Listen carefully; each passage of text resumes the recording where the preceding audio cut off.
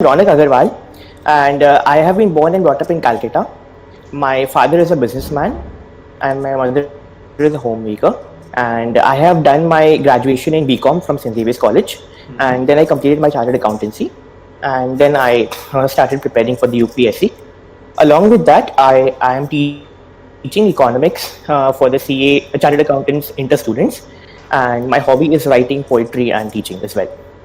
So speaking of Calcutta, we all know that Calcutta of the past, that is pre-independence, is not something which is right now. Rajiv Gandhi had also told in 1985 that Kolkata is a dying city, and we all know that given the current scenario, West Bengal as a whole and Kolkata in specific is not that elite anymore. So first of all, I would like to reinstate that eliteness in Calcutta again. To start with, I'll go for the economic development.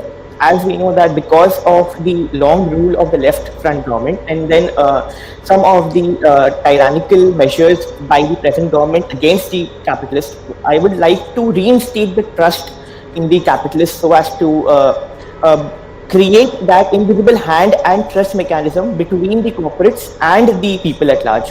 So my first step would be reinstating industries. Second is that Kolkata still remains to be the cultural capital of India. Therefore, we need to make it at a larger level and use it for tourism purpose. So, according to me, I'll take the true broadest steps will be socio-economic development and tourism so as to reinstate the culture in India. Okay. I wrote about was in that safalta dwara vinamrata ani chahiye. It means that with more success, you should attain humility and be more humble. Okay. If I can just quote something, there is a saying that adgal gagri chalkar jaye bhari gagariya ki jaye. It means that a pot which is filled with water, it always goes calm and without dropping a drop of water. But if it is half filled, it will always aspire to come to the top and then drop outside the pot. So it means that a person who is filled with knowledge and who has attained success according to what he or she could, in that case, he should be more humble.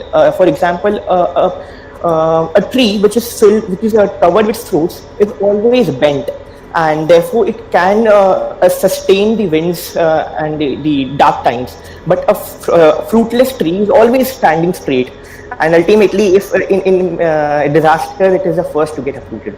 So that is the entire context.